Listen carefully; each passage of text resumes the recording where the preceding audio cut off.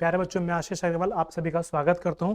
बच्चों, आज हम लेक्चर नंबर 5 पढ़ेंगे। चैप्टर नंबर 2 का हमारा बच्चों चैप्टर चल रहा था वैद्युत विभव तथा धारिता। ठीक है, अगर आपको याद आ रहा हो बच्चों, जो हमारा प्रीवियस लेक्चर था उसमें हमने जो लास्ट टॉपिक पढ़ा था वो संधारित्रों का संयोजन पढ़ा था, श्रेणी क्रम में और समांतर क्रम में। ठीक है बच्चों, अब उसके बाद देखते हैं जो कि बोर्ड के एग्जाम में हमारा सबसे इंपॉर्टेंट हेडिंग रहेगा इस चैप्टर से हमारा, कि किसी संधारित्र की प्लेटों के बीच यदि आंशिक रूप से कोई परावैद्युत पदार्थ रखा हुआ है तब उसकी धारिता कितनी होगी। ठीक है, तो हम यहां पर हमारा जो हेडिंग जाएगा बच्चों क्या जाएगा, संधारित्र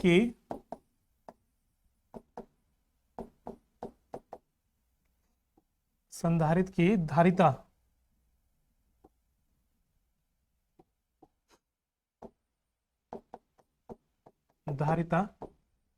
जब उसकी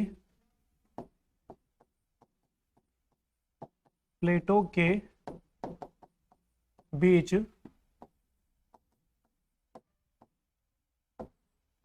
आंशिक रूप से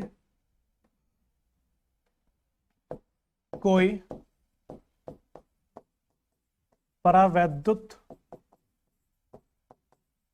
पदार्थ रखा हो। ठीक है, ये बच्चों सबसे इंपॉर्टेंट हेडिंग है इस चैप्टर का। ये बोर्ड के एग्जाम में कई बार पूछा गया है। ये कैसे इसको करा जाएगा, देखिए ध्यान से, थोड़ा सा बड़ा है डेरिवेशन हमारा, ये ध्यान से देखेंगे इसको।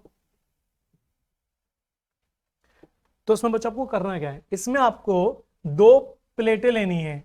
तो मान लेते हैं कि हमारे पास में संधारित्र की दो प्लेटें हैं। ठीक है, हमारे पास में संधारित्र की दो प्लेटें हैं। पहली प्लेट को हम यहाँ पर x कह देते हैं, दूसरी प्लेट को हम यहाँ पर बच्चों y कह देंगे। ठीक है, दूसरी प्लेट हमारे पास में बच्चों यहाँ पर ये y रखी हुई है। ठीक है, और इन दोनों प्लेटों के बीच की जो दूरी है वो मान लेते हैं कि स्मॉल d रहेगी। ठीक, अब पहली वाली प्लेट को मान लेते हैं कि जब इसको किसी वैद्युत स्रोत से जोड़ा जाता है, ठीक है, तो इस पर प्लस Q आवेश आ जाता है। दूसरी प्लेट पर उतना ही विपरीत प्रकृति का आवेश आ जाता है, और इसकी जो बाहर वाली प्लेट होती है उसको हम कनेक्ट कर देंगे पृथ्वी से। जो प्रेरण के माध्यम से बाहर वाली प्लेट पर आवेश जाने वाला था वो पृथ्वी में चला जाएगा, यानी कि कोई बाहर आवेश नहीं होगा। तो अभी हमारा जो हेडिंग था, हमारा हेडिंग था कि संधारित्र की प्लेटों के बीच में हमें निकालनी धारिता जब उसके आंशिक रूप से कोई परावैद्युत पदार्थ रखा हुआ हो। तो हम यहाँ पर मान के चल लेंगे कि अगर मान लेते हैं इसकी प्लेट के बीच में ये हमने जो लिया ये वाला, ये कैपिटल के मीडियम का कोई माध्यम रखा हुआ है, कोई पट्टी रखी हुई है, इसकी मोटाई कितनी हमने लिया यहाँ पे, मान लेते हैं स्मॉल टी मोटाई लेके चल रहे हैं। तो हम यहाँ पर कह सकते हैं कि संधारित्र की प्लेटों के बीच में स्मॉल डी जो दूरी थी उसमें टी मोटाई की पट्टी रखी, यानी कि टी मोटाई में माध्यम रहा होगा। तो जो स्पेस ये वाला बचा और ये वाला बचा, ठीक है, तो यहां पर क्या होगा बच्चों, आपका यहां पर आपका निर्वात रहेगा। ठीक है, तो हम यहां पर कह सकते हैं कि जो निर्वात होगा आपका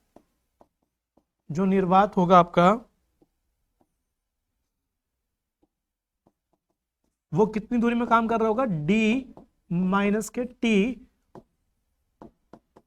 दूरी में निर्वात होगा। बात समझ में आ पा रही है आपके? तो हम यहां पर कह सकते हैं कि माना किसी संधारित्र में दो प्लेटें एक्स और वाई समांतर एक दूसरे के रखी हुई हैं। ठीक है, और उसमें किसी स्मॉल टी मोटाई का एक माध्यम की पट्टी रख देते हैं। आंशिक रूप से, पूरे माध्यम में नहीं रखा हमने, आंशिक रूप से कुछ स्थान में रखा है, बाकी स्थान खाली है। तो यहां पर इन दो प्लेटों के माध्यम से जो तीव्रता होगी वो कहां कितनी कितनी होगी, एक तो माध्यम में होगी, दूसरी निर्वात में होगी। ठीक है, तो हम यहां पर देख लेते हैं कि प्लेटों के बीच में संधारित्र की प्लेटों के बीच स्मॉल टी मोटाई स्मॉल टी मोटाई के माध्यम में वैद्युत क्षेत्र की तीव्रता, माध्यम में वैद्युत क्षेत्र की तीव्रता।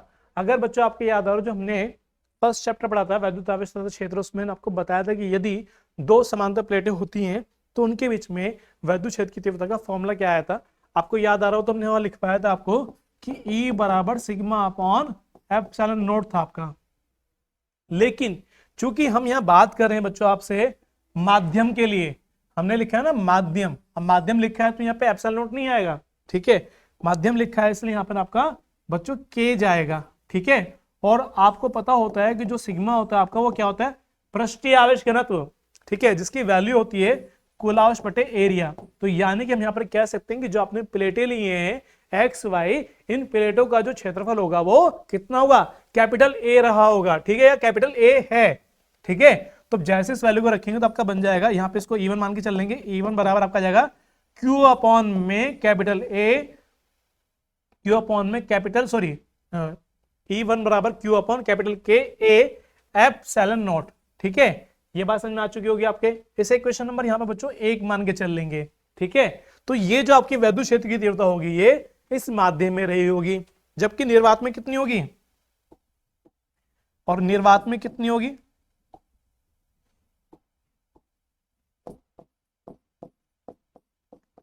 निर्वात के लिए बच्चों बस क्या हट जाएगा यहां से, निर्वात में तीव्रता यानी कि E2 बराबर आप यहां पे कह सकते हैं Q अपॉन में ए एप्सिलॉन नॉट, ठीक है।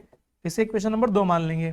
तो हम यहां पर कह सकते हैं बच्चों कि E1 तीव्रता काम कर रही होगी कितनी दूरी में, T मोटाई की दूरी में। जो E2 काम कर रहा होगा कहां काम कर रहा होगा, D माइनस T दूरी में काम कर रहा होगा, ठीक है। तो यहां से अगर देख लेते हैं इसको तो हम यहां पर कह पाएंगे, हम यहां पर कह सकते हैं कि E1 तीव्रता T मोटाई में तथा E2 तीव्रता D माइनस T दूरी में कार्य कर रही है। अतः प्लेटों के बीच कुल विभवांतर, अतः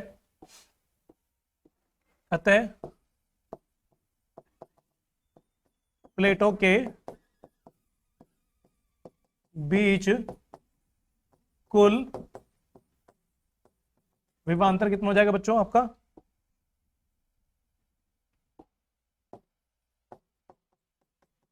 कुल विभवांतर के लिए आपको दोनों को प्लस करना होगा। यहाँ पे कितना हो जाएगा, V बराबर आपका V1 प्लस के V2, ठीक है। अब अगर यहां से V1 की वैल्यू निकाल लेते हैं हम, तो आपको याद होगा बच्चों जब हम इसका प्रीवियस लेक्चर पढ़े थे, लेक्चर नंबर 3 हमने जब पढ़ा था उसमें आपको बताया गया था कि विभवांतर तथा विभव प्रवणता में एक संबंध आया था हमारा। तो उसमें हम लोग को बताया गया था E बराबर delta V upon delta x, और वहां पर माइनस आया था। माइनस ये बताया गया था कि दूरी बढ़ने पर यह बताता है कि विभव घटता है, ठीक है। तो यहां से अगर निकाला जाता है तो V बराबर कितना आ जाएगा आपका A इंटू में डेल्टा एक्स, डेल्टा एक्स यहाँ पे केवल क्या होगी, डिस्टेंस होगी, ठीक है, यानी कि दूरी, कि किस दूरी में वो तीव्रता या इंटेंसिटी आपकी काम कर रही है, ठीक है। तो अगर आप यहां से देख पाते हैं तो प्लेटों के बीच में कुल विभवांतर निकालने के लिए यहां पर कह पाएंगे कि V बराबर आपका हो जाएगा यहाँ पे कि V1 बराबर आपका आ जाएगा यहाँ पे क्या, V1 बराबर क्या आएगा बच्चों आपका, आप इस बात को लिख चुके हैं ना कि E1 तीव्रता काम करते हैं आपके T दूरी में। तो ये जो T दूरी है आपसे इस फॉर्मूले के अकॉर्डिंग आपका क्या निकल कर जाएगा, E1 T आ जाएगा, ठीक है, और प्लस आपका E2 दूरी कितनी जा रही है, D माइनस के T, ठीक है। अगर इसको आपको बात समझ में आ चुकी है तो यहां से इसकी वैल्यू रखी जाएगी। समीकरण 1 व 2 से मान रखा जाएगा, समीकरण 1 व 2 से मान रखने पर तो जब वैल्यू रखी जाएगी क्या बन जाएगा आपका, E1 की तो वैल्यू रखनी है आपको, तो क्या जाएगी आपकी यहाँ पे Q अपॉन में कैपिटल के ए एप्सिलॉन नॉट इंटू में T, ठीक है, प्लस Q अपॉन में K नहीं आएगा, यहाँ पे आपका A epsilon not D minus के T चला जाएगा।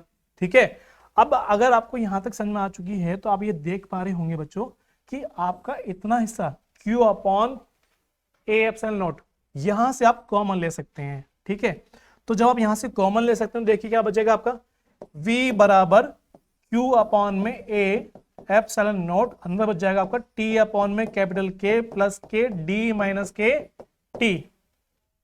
ठीक है, तो यहां तक आपका विभवांतर निकल के आ चुका है। इसे इक्वेशन क्या मान लेंगे, 3 मान के चल लेंगे। तो अभी आपको बताया गया था कि अगर आपसे किसी में भी आपसे धारिता पूछी जाती है तो आपको दो चीजें चाहिए, एक तो V चाहिए, दूसरा आपको Q चाहिए। तो हमें पता तो है कि कितना आवेश होगा उस पर, Q आवेश होगा। तो विभवांतर हम निकाल चुके हैं, यहाँ पर कितना है V बराबर Q upon A epsilon not T upon K plus D minus T। ठीक है, तो अब यहां से हम यहां पर बता पाएंगे कि कितनी उसकी धारिता बनेगी। ठीक है, अतः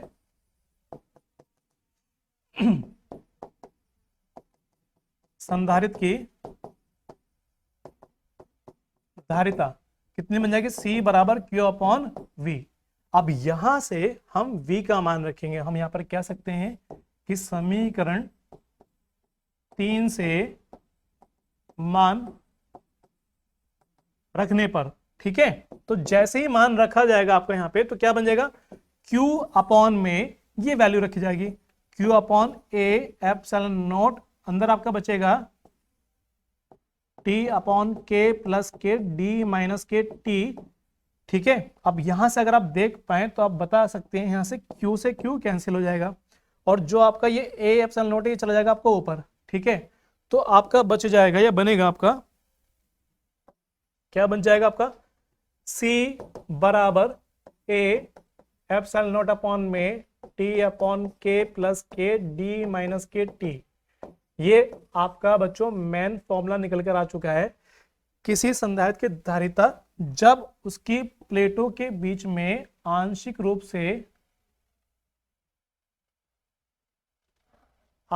से कोई परावैद्युत पदार्थ रखा हुआ हो या कोई माध्यम रखा हुआ हो। ठीक है, दो प्लेट आपकी एक्स और वाई थी, इसके बीच में हमने स्मॉल टी मोटाई का माध्यम रख दिया था, तब जो हमारी धारिता निकल कर आई है उसका फॉर्मूला निकल कर आया आपका C बराबर A epsilon not upon T upon K plus D minus T। ठीक है, यहां तक बात आपकी क्लियर हो गई होगी।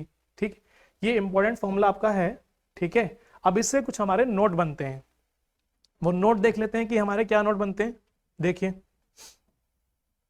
मान लेते हैं अब यहां पर जैसे भी हमारा प्रीवियस में आया था फॉर्मूला आपका क्या निकल कर आया था कि C बराबर A एप्सिलॉन नॉट अपॉन में T अपॉन में K प्लस D माइनस के T। ठीक है, जैसे भी आपका फॉर्मूला निकल कर आया था तो इस फॉर्मूले से इसे तो इक्वेशन हमारा मान के चल लीजिए कोई 4। अब इससे हमारे कुछ नोट जाएंगे। क्या नोट जाएंगे, नोट नंबर 1, यदि हम मान के चलें कि पूरे जो प्लेटें हमारे पास में एक्स और वाई जो उसके बीच की जो दूरी थी हमारी स्मॉल डी, उस पूरे स्थान में अगर कोई परावैद्युत पदार्थ रखा हुआ हो जिसका माध्यम का अपर्तनांक कितना हो कैपिटल के, तब कितनी धारिता होगी। ठीक है, तो हम यहां लिख देंगे यदि प्लेटों के बीच पूरे स्थान में परावैद्युत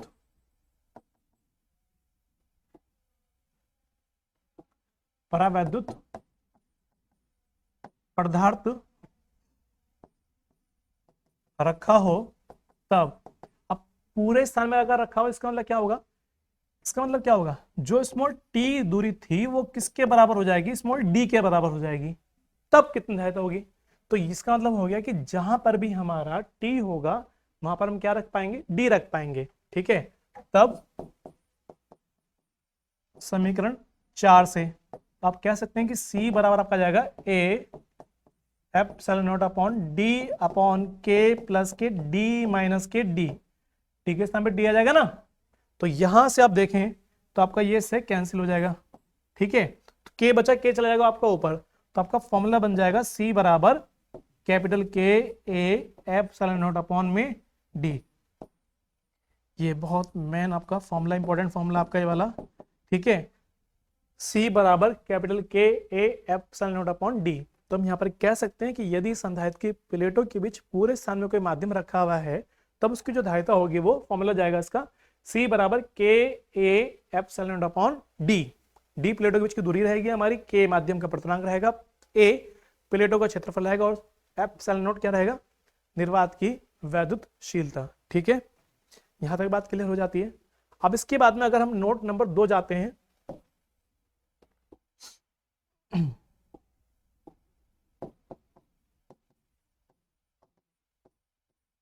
यदि हम यहां पर कह दें कि प्लेटों के बीच में किसी भी स्थान में कोई माध्यम नहीं है, जब कोई माध्यम नहीं रहेगा, माध्यम ये वाला, ये जो आप माध्यम देख रहे हैं ना, अगर ये माध्यम ही ना रहे यहाँ पे, इस पट्टी को अगर यहाँ से हटा दिया जाए तो हम यहाँ पर कह पाएंगे कि केवल डी दूरी में निर्वात रहेगा।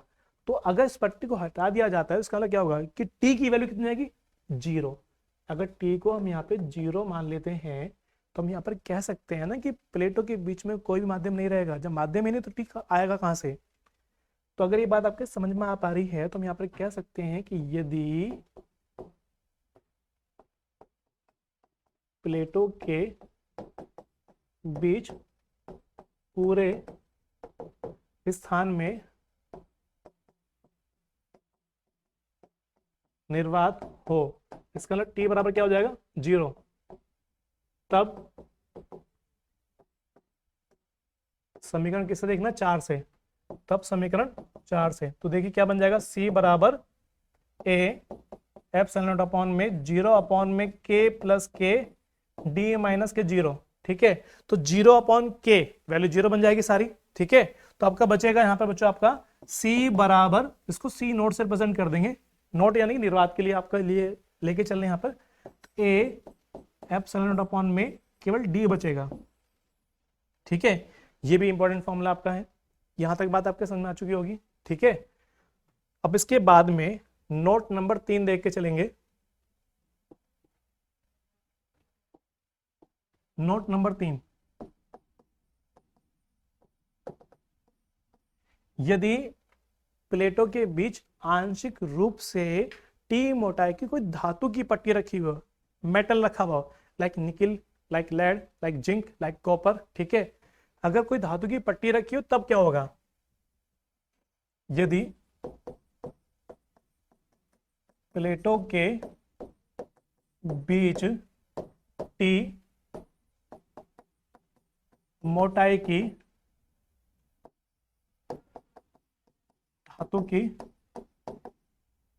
पट्टी या माध्यम रखा हुआ हो, टी मोटाई की धातु का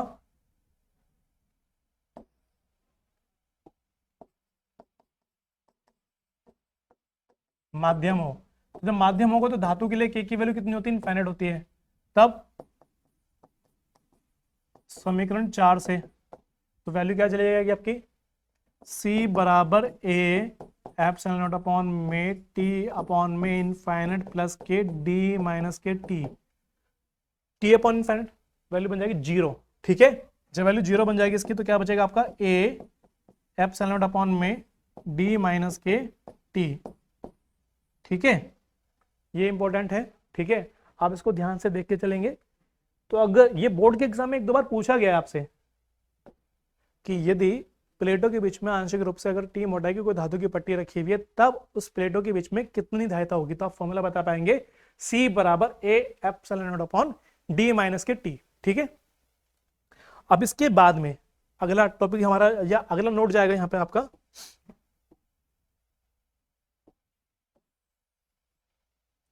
नोट नंबर 4। नोट नंबर 4 में बच्चों क्या जाएगा, जैसे आप देख पाए थे कि आपके पास में 2 प्लेटें थी यहाँ पर। ठीक है, यहाँ पे आपने इसको x मान लिया, यहाँ पे आपने इसको y मान लिया और आपने इसको अर्थ से कनेक्ट करवा दिया, बीच की दूरी आपकी d आ गई थी और यहाँ पे आपने कोई पट्टी ली थी, जैसे यहाँ पे आपका प्लस का चार्ज था, यहाँ पे आपका माइनस का चार्ज था और आपने यहाँ पे कोई पट्टी ली थी। अब क्वेश्चन आपका आता है कि यदि डी दूरी में प्लेटों के बीच में भिन्न भिन्न मोटाइयों की भिन्न भिन्न पट्टियां रखी हुई हैं, मतलब क्या है इसमें कहने का कि मान लेते हैं कि अगर मेरे पास में पहली पट्टी तो रखी हुई है ये वाली, है ना, जिसकी मोटाई कितनी है T1, ठीक है। दूसरी मान लो मेरे पास में रखी हुई है ये वाली, ठीक है। तीसरी मान ली मेरे पास में रखी हुई है वाली, और चौथी पट्टी मान लो तो ये रखी हुई है वाली। तो आप यहां पर देख पाए होंगे कि जो डी दूरी थी आपकी, उस प्लेटों के बीच में हमने भिन्न भिन्न मोटाइयों की कुछ पट्टियां रख दी। इसकी मोटाई से आप देख पा रहे होंगे T2 हो जाएगी, इसकी T3 हो जाएगी, इसकी T4 हो जाएगी, ठीक है। भिन्न भिन्न मोटाइयों की हमने यहाँ पर पट्टियां रख दी हैं। जब भिन्न भिन्न मोटाइयों की हमने यहाँ पट्टियां रखी हैं तो इसीलिए इनका अपवर्तनांक जो सॉरी माध्यम का जो अपवर्तनांक होगा वो K1 मान लेते हैं, इसका K2 मान लेंगे, इसका K3 मान लेंगे, इसका K4 मान लेंगे।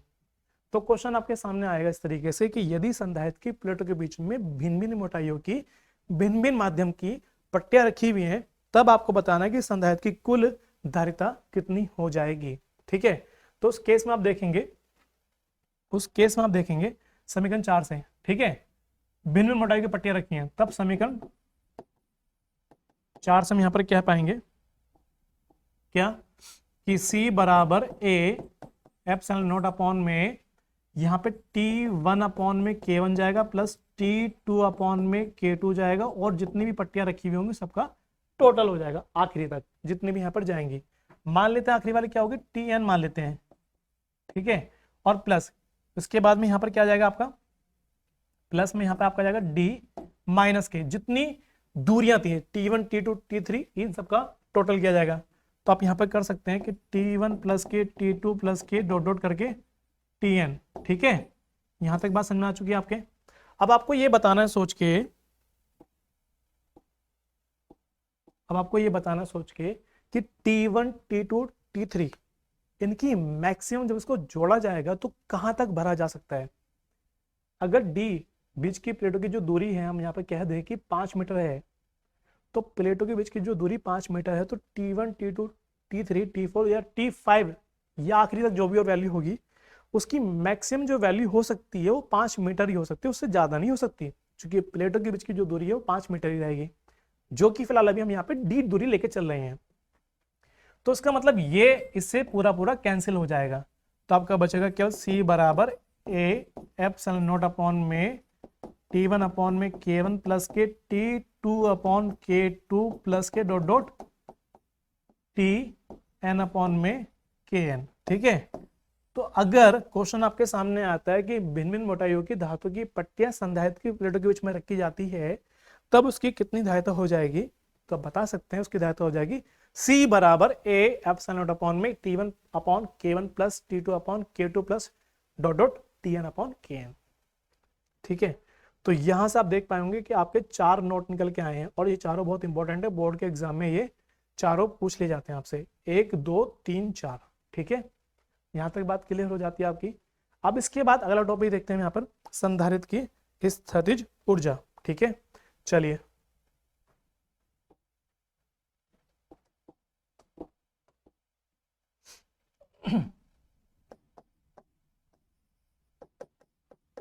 संधारित्र की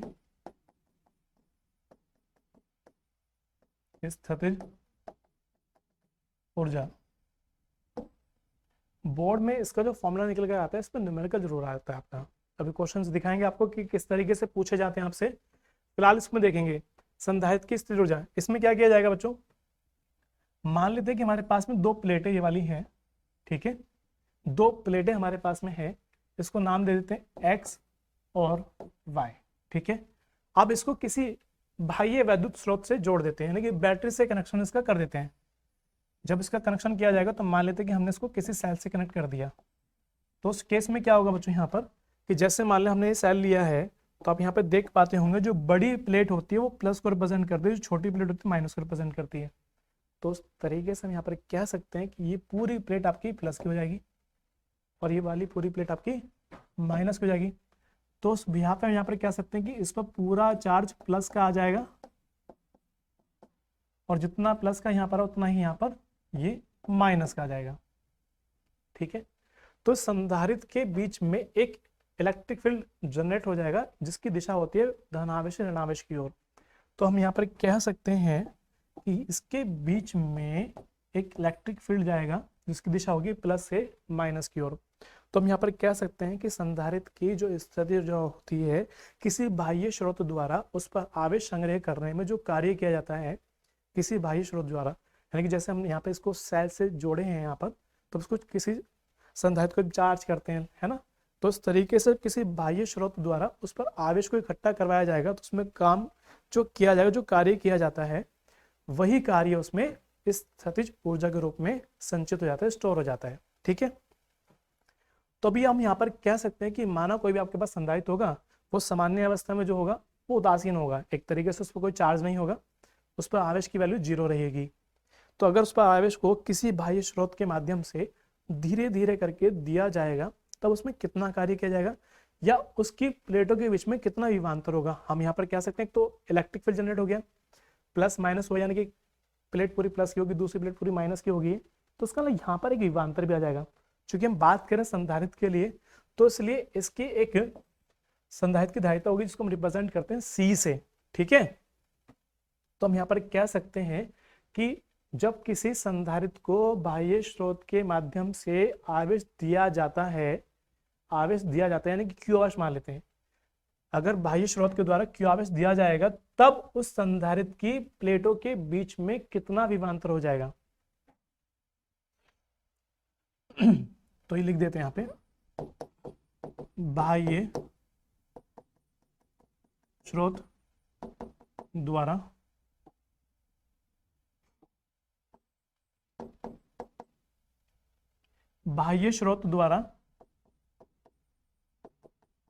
संधारित्र को Q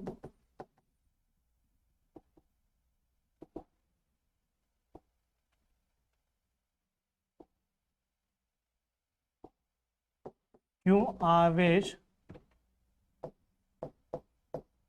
देने पर उसकी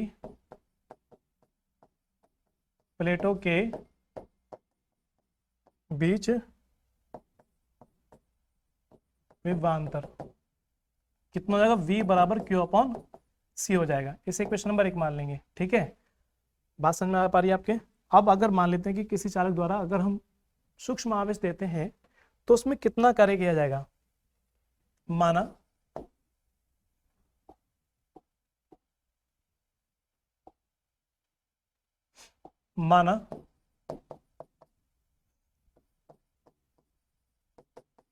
संधारित्र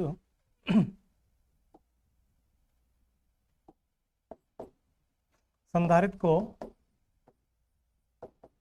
अति सूक्ष्म आवेश dq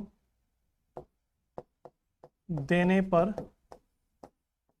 किया गया कार्य। अब कार्य भी चूंकि कम ही होगा, तो कार्य बराबर क्या आ जाएगा आपका, विभव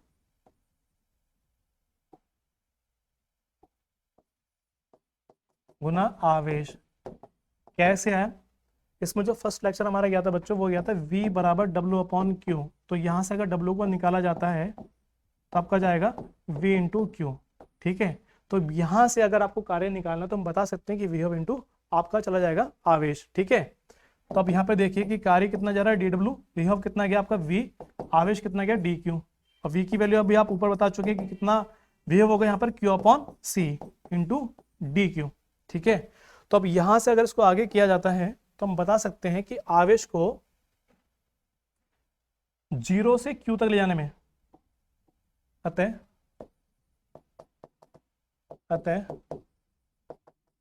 संधारित्र को शून्य आवेश से Q आवेश तक देने में किया गया कुल कार्य। अब यहां पर इसका इंटीग्रेशन किया जाएगा, तो आपका इंटीग्रेशन के लिए किया जाएगा dW, यहाँ पे लिमिट चली जाएगी 0 to Q, फिर Q/C इंटू में DQ चला जाएगा आपका।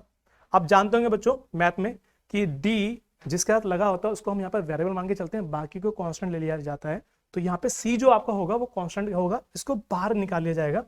यहाँ से बन जाएगा डब्ल्यू आपका 1/c, लिमिट चली जाएगी 0 टू क्यू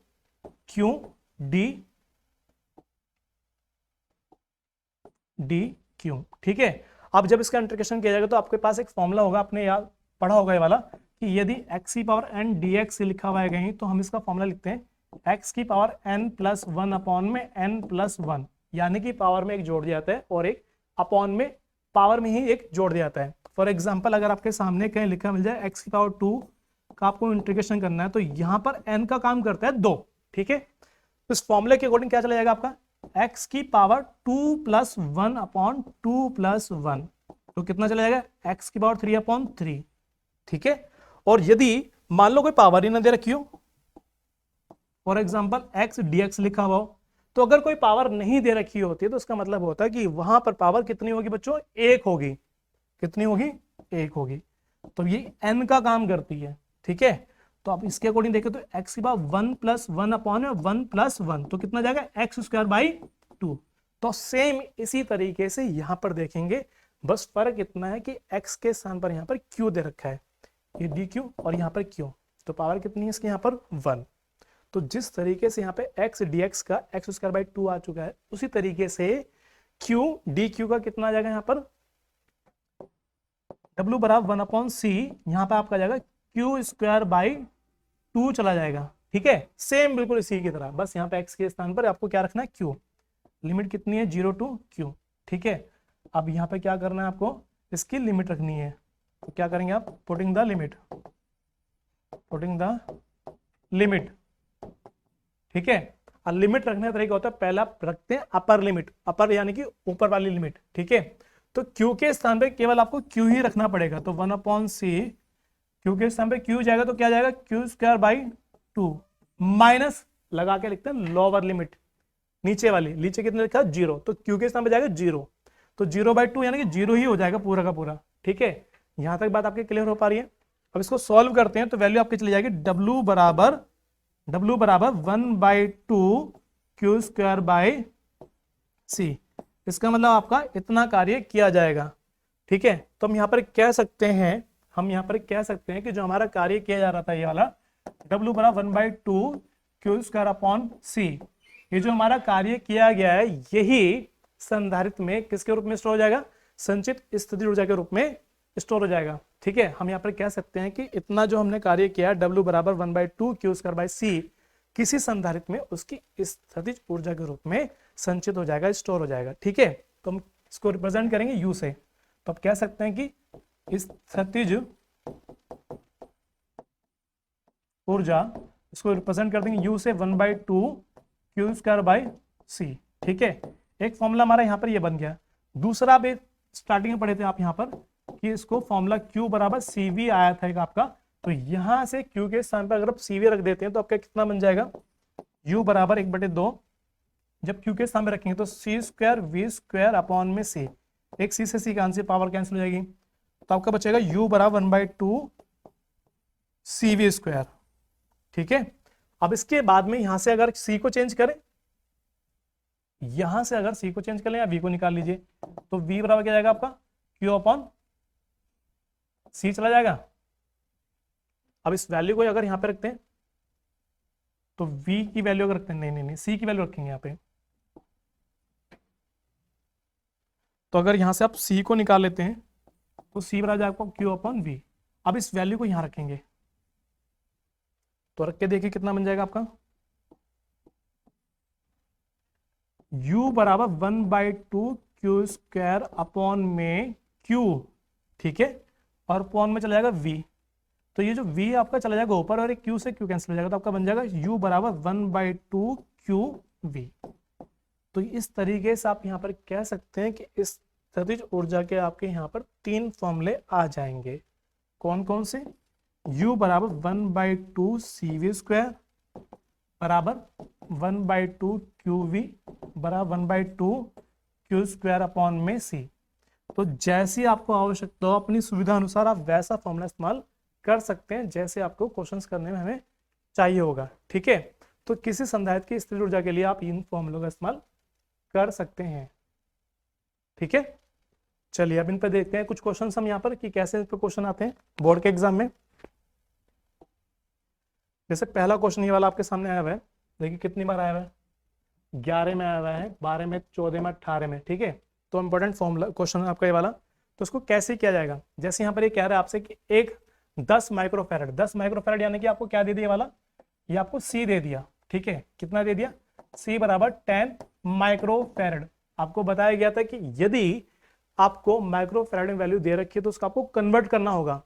तो कैसे कन्वर्ट किया जाएगा, 10 गुना 10 की पावर माइनस के 6 फैरड, 10 के माइनस के 6 से गुना करनी पड़ेगी। इसके बाद आपको दे रखा है संधारित्र का विभवांतर 100 वोल्ट से कितना किया जा रहा है, 200 वोल्ट। तो इसको मान के चलेंगे कि यहाँ पे आपको V1 दे दिया, यानी कि V1 की वैल्यू कितनी है, 100 वोल्ट। ठीक है, और V2 की वैल्यू कितनी है आपकी यहाँ पर, 200 वोल्ट। ठीक है, तो क्या रहा है कि कर देने पर उसकी ऊर्जा में परिवर्तन बताना है, ऊर्जा में परिवर्तन। तो अभी तो निकाला अभी आपने फॉर्मूला वाला, आपको देखना है कि सी किस में था, वी किस में था। तो जैसे अगर आपको याद आ रहा हो, अभी हम इसको ये करा था हमने, तो उसमें सी भी चाहिए, तो हम ये वाला फॉर्मूला लगा के चलेंगे, 1/2 CV। ठीक है, इस फॉर्मूले का इस्तेमाल करेंगे इसमें। तो देखिए अगर हम इसकी इस स्थितिज ऊर्जा में परिवर्तन निकालना, तो हम यहाँ पर देख सकते हैं कि बाद में विभव का मान बढ़ा है। ठीक है, तो इसकी ऊर्जा में परिवर्तन, ऊर्जा में जो परिवर्तन निकल कर आएगा डेल्टा U बराबर, वो बाद की ऊर्जा में से माइनस करेंगे पहली वाली को। तो लिख सकते हैं यहाँ पे 1/2 CV2 का स्क्वायर। ठीक है, यहाँ पे C1 नहीं रहेगा, केवल विभव में परिवर्तन किया जाएगा, धारिता आपकी वही रहेगी, माइनस 1/2 CV1 का स्क्वायर। ठीक, तो यहां से देखिए कुछ कॉमन आ जाएगा, डेल्टा U बराबर आपका जाएगा C/2 कॉमन आ गया, अंदर बचेगा आपका V2 स्क्वायर माइनस V1 का स्क्वायर।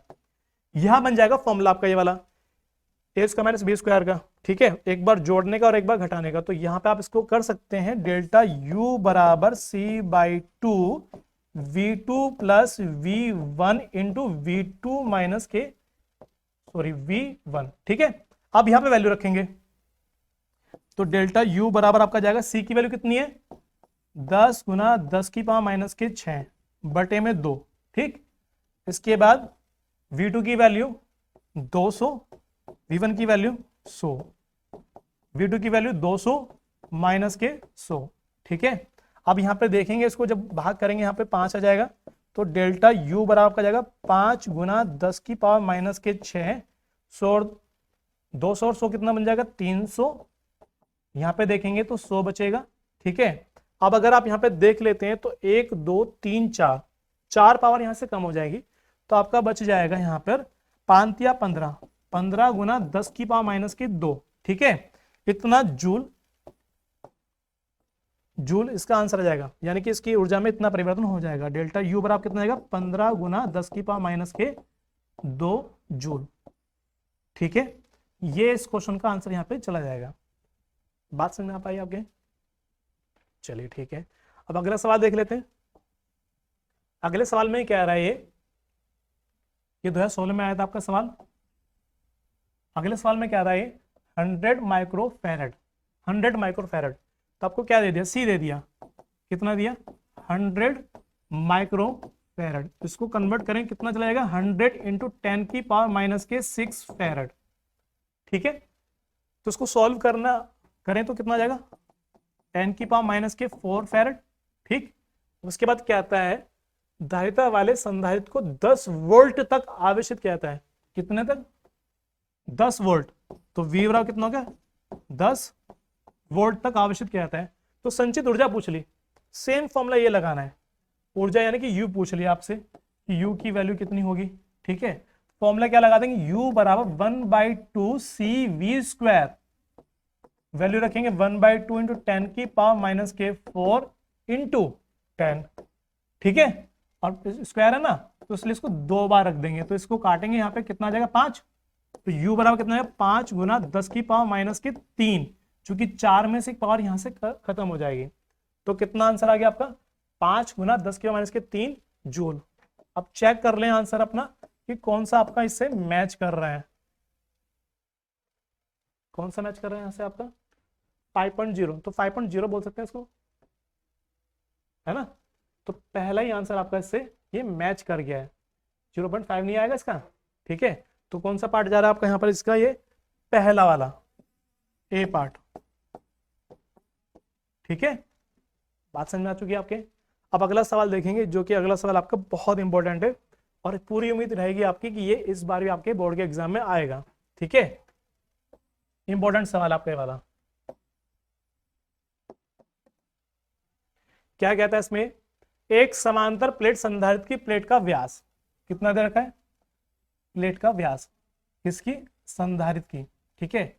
अब संधारित्र कैसा होता है आपका, जैसे भी आपको बताया था कि एक संधारित्र आपका इसमें दो प्लेटें हों इस तरह की, आप ऐसा मान के चले एक्स वाई इस तरह का मान के चले थे, इसको आपने अर्थ से मिला दिया था यहाँ पर कि संधारित्र की प्लेट का व्यास,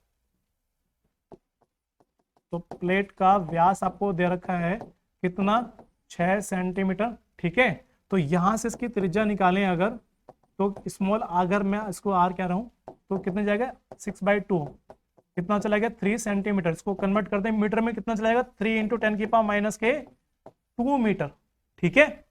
अब उसके बाद क्या आता है, उसमें परावैद्युत के रूप में वायु, वायु के लिए इसका मतलब क्या हो गया कि यहां पर k का मान कितना जाएगा 1, निर्वात है ना, या तो वायु हो या निर्वात, दोनों के लिए k का मान 1 लेके चलते हैं यहाँ पर, चूंकि ना वायु बोले इसलिए k का मान जाएगा 1। यदि संधारित्र की धारिता 200 सेंटीमीटर व्यास वाले गोले के समान हो, ठीक है। तो गोले का व्यास दे रखा आपको, क्या दे रखा आपको, गोले का व्यास कितना दे रखा है 200 सेंटीमीटर। तो यहां से अगर इसकी त्रिज्या निकालें तो मैं इसको कैपिटल आर से रिप्रेजेंट करवा देता हूं, तो कितना चलेगा 200/2, इसको काट के कितना जाएगा 100 सेंटीमीटर, इसको मीटर में कन्वर्ट करें तो 100 × 10⁻², तो बन जाएगा आपका 1 मीटर, ठीक है। इसका मतलब 1 मीटर हो गया आपका, ठीक। तो अब ये कह रहा है कि बराबर हो तो प्लेटों के बीच की दूरी बतानी है, यानी कि ये जो दूरी आपकी जा रही है वाली, ये बतानी है आपको कि वैल्यू इसकी कितनी होगी, ठीक है। तो अकॉर्डिंग टू क्वेश्चन क्या कहना चाह रहा है आपसे, हम कह सकते हैं इसमें प्रश्न अनुसार वो कह रहा है आपसे कि संधारित्र, हम यहां पर कह सकते हैं कि प्रश्न अनुसार, अकॉर्डिंग टू क्वेश्चन कह रहा है आपसे कि संधारित्र की धारिता, संधारित्र की जो धारिता है आपकी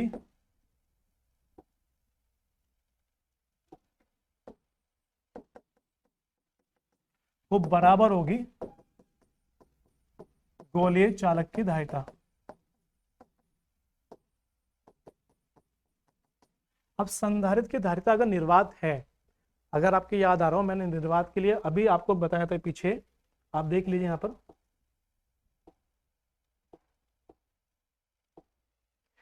निर्वात के लिए आपको ये बताया कि अगर प्लेटों के बीच में पूरे स्थान में निर्वात हो, ठीक है, तो निर्वात में हमारी वैल्यू क्या निकल कर आई थी, ये वाली C0 बराबर A∈0/d, ठीक है। तो इस फॉर्मूले का इस्तेमाल किया जाएगा, इस फॉर्मूले का इस्तेमाल किया जाएगा, तो कितनी है आपकी यहां पर A∈0/d, ठीक है। दूसरा गोले चालक की धारिता 4πε0 इंटू कैपिटल R, ठीक है। अब A को चेंज कर लेंगे यहां पर, A को कैसे चेंज कर लेंगे, यहां पर आप A की जगह रख लेंगे यहां पर आप A के स्थान पर रख लेंगे आप यहां पर πr² into ε0/d is equal to आपका चला जाएगा यहां पर 4πε0 इंटू कैपिटल R, ठीक है। अब यहां से जो कटता है उसे काटिए, जो बचता है उसको बचा लीजिए। तो आप यहां से देख पाएंगे जो आपका यहां से कट जाएगा, एक तो पाई से पाई कैंसिल हो जाएगा, ε0 से ε0 कट जाएगा, ठीक है। अब उसके बाद आपको निकालना केवल d है, स्मॉल d, प्लेटों के बीच की दूरी, ये बताना आपको प्लेटों के बीच की दूरी निकालनी है वाली, तो स्मॉल d निकालना है। तो स्मॉल d निकालने के लिए आपको करना क्या होगा, स्मॉल d अगर आपको चाहिए तो आप यहां कर देंगे r² 4 कैपिटल R चला जाएगा, ठीक है। इसके स्थान में आ जाएगा 4R और ये चलेगा ऊपर, ठीक। तो तो वैल्यू पुट करेंगे, कितना चला जाएगा 3 गुना 10 की पावर माइनस के 2 गुना 3 गुना 10 की पावर माइनस के 2, 2 बार लिख देंगे इसको अपॉन 4 इंटू 1। ठीक है, आर की वैल्यू यहाँ पे 1 जा रही है ना, इसको सॉल्व करेंगे तो देखिए कितना जाएगा, डी बराबर 3 3 9, 9 बटे 4 गुना 10 की पावर माइनस के 4, इसको जब भाग करेंगे वैल्यू कितनी जाएगी 2.25 इंटू 10 की पावर माइनस के 4 मीटर। बात समझ में आ रहा है आपके? तो इसका मतलब हम यहाँ पर कह सकते हैं कि दो प्लेटों के बीच जो संधारिता आपका है, जिसका प्लेटों का व्यास कितना था 6 सेंटीमीटर था, ठीक है, और 200 सेंटीमीटर व्यास वाले गोले के समांतर इसकी धारिता, तो प्लेटों के बीच की जो दूरी निकल कर आती है 2.25 इंटू 10 की पावर माइनस के 4 मीटर निकल कर आएगी। ठीक है, ये इसका आंसर यहाँ पर हो जाता है। लेकिन किताब में कई बार, या अगर आप मॉडल पेपर देखते हैं या क्वेश्चन बैंक देखते हैं, तो उसमें आपको आंसर ये नहीं लिखा मिलेगा। क्या लिखा मिलेगा उसमें आपको आंसर? वो उसको थोड़ा सा चेंज कर लेते हैं। कैसे चेंज कर लेते हैं? एक तो पहले, सबसे पहले उसको कन्वर्ट करते हैं वो किसमें, सेंटीमीटर में। तो सेंटीमीटर में कन्वर्ट करने के लिए आपको करना क्या होगा, 2.25 इंटू 10 की पावर माइनस के 4, इसमें 100 से गुना कर दीजिए आप, तो बन जाएगा आपका सेंटीमीटर। जब इसको 100 से गुना कर देंगे कितना बचेगा, 2.25 इंटू 10 की पावर माइनस की 2 बचेगा सेंटीमीटर, और इसको लिए ही अपॉन में, तो क्या आ जाएगा आपका 2.25 अपॉन में 100। ठीक है, इसको सॉल्व कर लेंगे तो एक इधर चला जाएगा 0.0225 सेंटीमीटर। ठीक है, यह एग्जाम में आपको आंसर दे सकता है मॉडल पेपर में 0.02 सेंटीमीटर। ठीक है, तो आपको एग्जाम में या मॉडल पेपर या किताब में आपको आंसर ये वाला लिखा मिलेगा, ये वाला लिखा मिलेगा, बट बोर्ड के एग्जाम में हमारा आंसर ये भी करेक्ट होगा। ठीक है, चलिए बच्चों, आज के लिए बस इतना ही। धन्यवाद।